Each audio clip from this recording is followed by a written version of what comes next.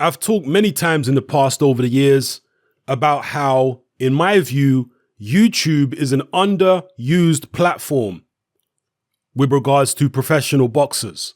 Very few of them in the past have utilized YouTube to promote themselves, to engage with fans, and to give fans an insight into their story and a better flavor for what kind of human beings they really are. Because one thing I've definitely observed over the years is that one of the main reasons that the majority of fans will support a particular fighter is because of the fighter's personality. Yeah, personality goes a long way. Most fans are not objective to the point where the personality doesn't matter, and they can still enjoy watching somebody whose personality they don't care for. Not many fans are like that. Most fans need to like the fighter in terms of what he projects publicly in order to want to watch them fight and support them and enjoy their fights. Well, YouTube allows fighters to do that. It allows them to show a side of themselves which Twitter and Instagram, etc., don't really allow for, because of the fact that the videos on Twitter and Instagram are limited. They're very short. Even on Twitter, when you're typing, you're limited to a certain amount of characters. It's not a great representation of who you really are.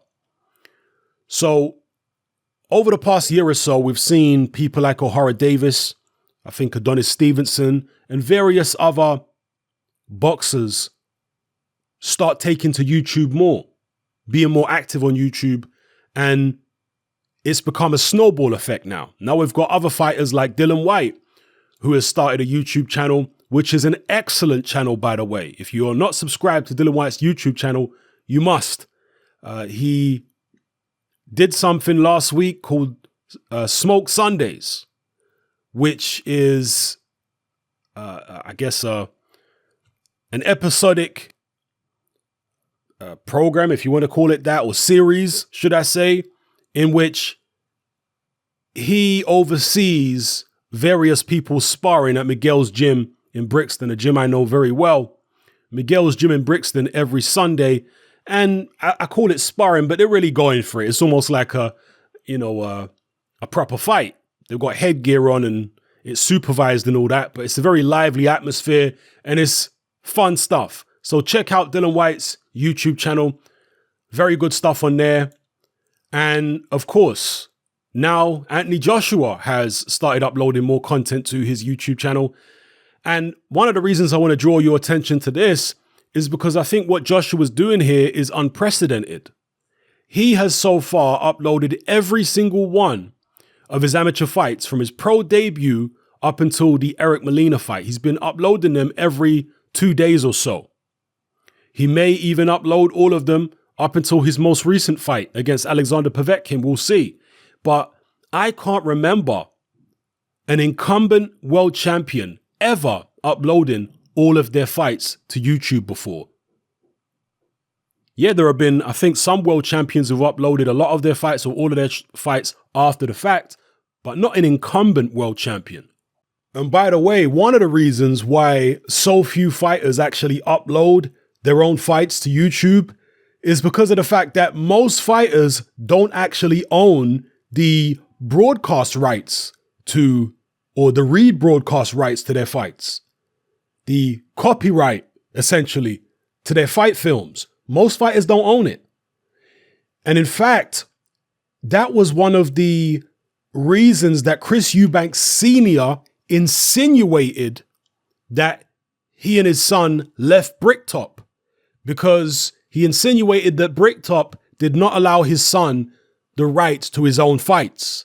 Okay, the rights to put his own fights up on YouTube. And I seem to remember Chris Eubank Jr. putting some of his fights up on YouTube when he was with Bricktop, but then those fights mysteriously disappearing. I suspect that it was because of copyright action by Bricktop upon Eubank Jr. because of the fact that Eubank Jr. did not own the rights to his own fights. You see, so with AJ, he may well own the rights to all his fights, or perhaps Sky had just given him permission to upload all his fights. However, if you look at the Anthony Joshua fights on YouTube, you'll notice that the Sky commentary is still on them, but the Sky logos and everything, all the graphics are no longer on the videos. So I suspect that Anthony Joshua actually does own the rights to his fights. And when the Eubanks transitioned over to ITV, Eubank Jr. started uploading his own fights to his YouTube channel again. Not the ones in the World Boxing Super Series, as far as I'm aware, but the ones that were on ITV, outside of the World Boxing Super Series, he was uploading them to his channel. And again, I suspect that's because with ITV, he now owns the rights to his fights again. So for anybody who wants to study AJ, the fighter, or go back and enjoy some of his more entertaining performances, look no further than his YouTube channel, accessible to everybody. So I highly recommend that. There are also some behind the scenes videos that he's done. He obviously did his announcement video on YouTube as well. So definitely check out AJ's YouTube channel. Check out Dillian Whyte's YouTube channel.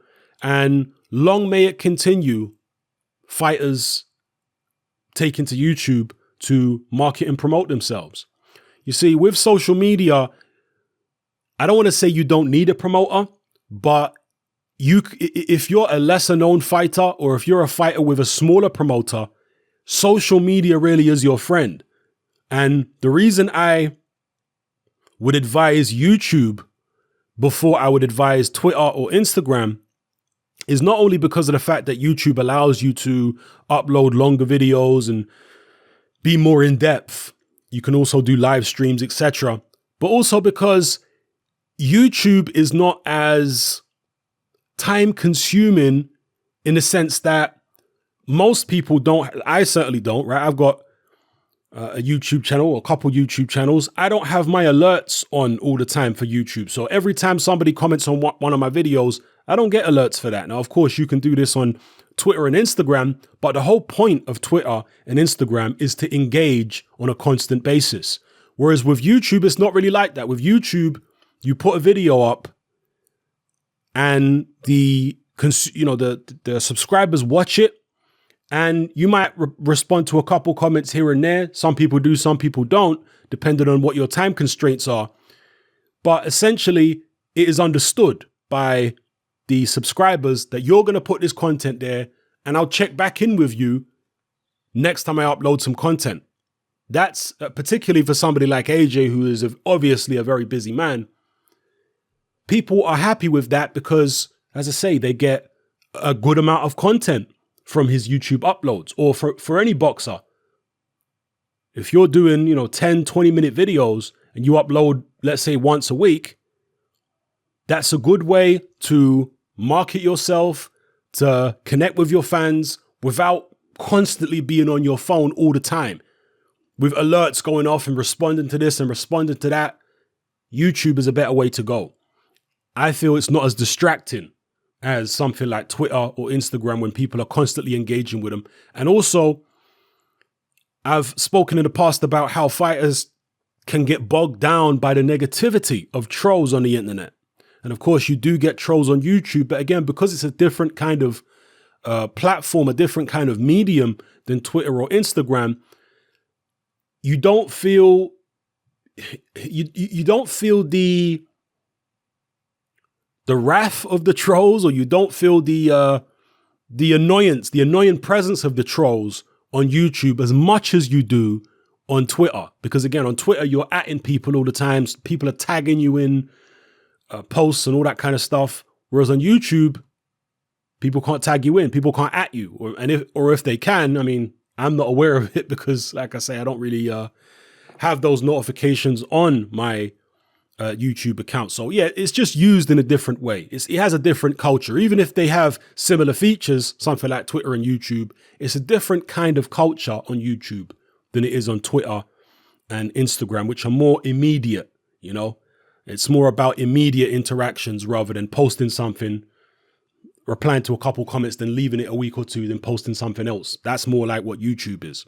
So anyway, Drop your comments in the comment section below. Let me know how you feel about everything I've talked about in this video. More and more fighters taking heed and realizing that YouTube is the way to go if you want to connect with your audience and let them know more about you. And again, particularly if you're a fighter who isn't signed to a major promoter, you really need to be up on this YouTube business.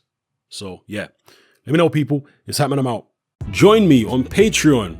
I upload a minimum of 2 podcasts every single week, covering a wide variety of controversial topics, as well as live stream Q&A sessions. Take a look on screen right now at some of the podcasts I've produced so far. For just $3 a month, the equivalent of about £2 a month, you get access to all my new podcasts and my entire back catalogue of past podcasts, including my popular Confessions of a Nightclub Bouncer series.